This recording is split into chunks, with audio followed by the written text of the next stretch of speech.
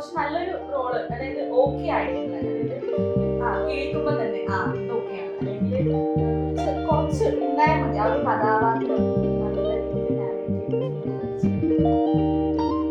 അതിപ്പം അത് മാത്രമല്ല, ഡാൻസിന്റെ കാര്യത്തിലായാലും സോങ്സ് ഇഷ്ടമാണ്.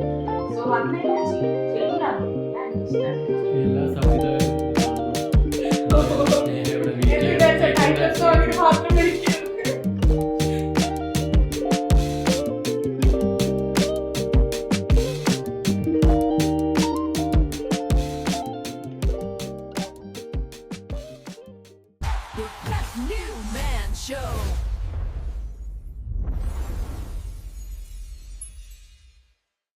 ഐറ്റം ഡാൻസിനാണ് ഏറ്റവും റേറ്റ്, ഏറ്റവും എമൗണ്ട് കിട്ടുന്ന ഐറ്റം ഡാൻസ്. എമൗണ്ടിന്റെ കാര്യം മാത്രമല്ല, അത് വേണ്ടേ, ഫ്രീ ആയിട്ട് അഭിനയിക്കാൻ തയ്യാറാണ്. നമുക്ക് നമ്മൾ ചെയ്യുന്നതിന് നമുക്ക് അതിനുള്ള ശമ്പളം കിട്ടണം, അത് നോർമലാണ്. അതല്ല, എനിക്ക് സമന്ത ഒരു ഇത് ചെയ്തിട്ടുണ്ടായിരുന്നു പുഷ്പയില്. അതിനുശേഷമാണ് ഈ ഐറ്റം ഡാൻസ് എന്ന് പറഞ്ഞാൽ ഇതാണ്. അതിനു മുമ്പൊക്കെ ഐറ്റം ഡാൻസ് വേറെ എന്തോ ആണെന്നുള്ള രീതിയിലാണ് നമ്മുടെ ഒക്കെ.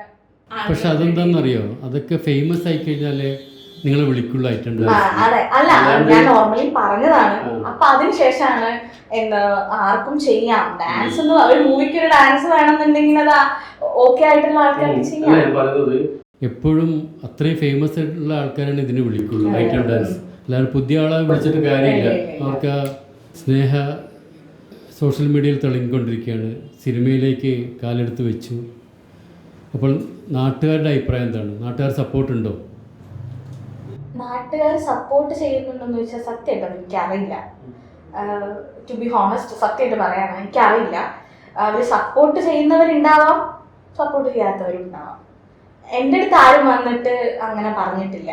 എൻ്റെ മുഖത്ത് നോക്കി വന്നിട്ട് നീ ചെയ്ത തെറ്റാണ്, അല്ലെങ്കിൽ നീ ചെയ്ത ശരിയാണ്, നീ അങ്ങനെ ചെയ്യണമായിരുന്നു എന്നൊന്നും ഇന്ന് വരാനും പറഞ്ഞിട്ടില്ല.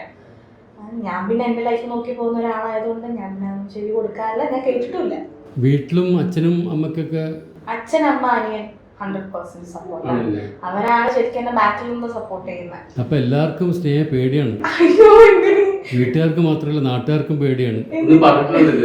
ഇതിപ്പം അത് അറിയില്ല, ഞാൻ അറിയാതെ പറയുന്നുണ്ടോ എന്നുള്ളത് എനിക്കറിയില്ല. അത് വീട്ടുകാര്, അതായത് അച്ഛനമ്മ അല്ലാതെ കുടുംബക്കാരായാലും നാട്ടുകാരായാലും ഇല്ല, നേരിട്ടൊന്നും പറഞ്ഞിട്ടില്ല. ഞാൻ അറിയാതെ ഇനി പറയുന്നുണ്ടോ, ആരെങ്കിലും ഒക്കെ കേൾക്കുന്നുണ്ടോ എന്നൊന്നും എനിക്ക്. അഥവാ ആരെങ്കിലും പറഞ്ഞാൽ എന്ത് ചെയ്യും?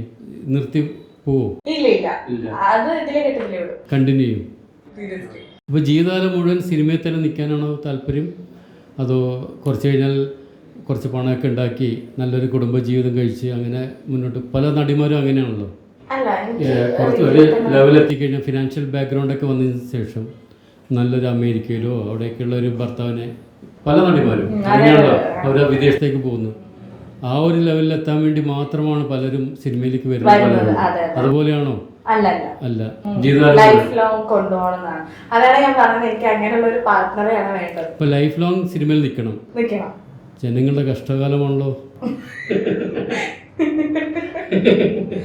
ആദ്യം ഞാനൊന്ന് വന്ന് നോക്കിട്ട് എന്നിട്ടല്ലേ അറിയൂ കഷ്ടകാലാണോ നല്ല കാലാണോ.